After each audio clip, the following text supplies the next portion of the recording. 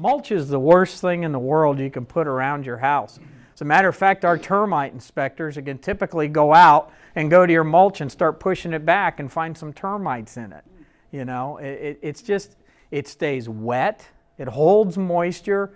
Everybody gets the little millipedes, you know, that every so often they're just horrible, and everybody, that's where they live, you know, in that damp, decaying product. And then when you get real heavy rains, it drives them up and out, or if you happen to any weather extreme, if you get into a drought period, then they come out looking for moisture. So any weather extreme at all gets them moving. So mulch really is but it's cheap. It's cheap. And lots of times what happens is the landscapers keep coming in and putting mulch on top of mulch.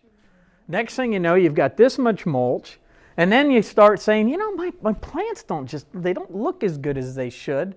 And I know I'm fertilizing them, or I got a guy, and he fertilizes them, but they just don't look good. Well, that fertilizer's not getting through that much mulch to get down to the root systems of that plant.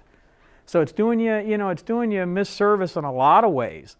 You know, I mean, we deal with that. People say, oh, we want you to come in and fertilize all these plants. Well, you can go like you're feeding the chickens and throw fertilizer all over the top of the mulch, but it's really not getting you much bang for the buck.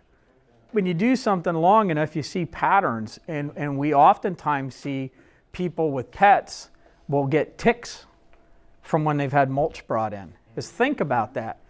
Out in the woods and those trees, yeah, and they're all over those trees, and they grind them up, bag them up, and in a week or 10 days, they're for sale, and they're bringing it, and they're putting it around your house.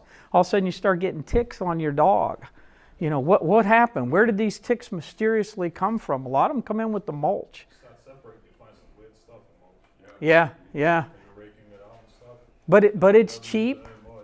You know, it's cheap. It doesn't look, I think it looks good. You know, they dye it red. It looks good. And you pay more for the stuff that doesn't float, you know, so it doesn't float away. But it really, and especially if you bring it right up against the foundation of your house. You know, if you bring it right up.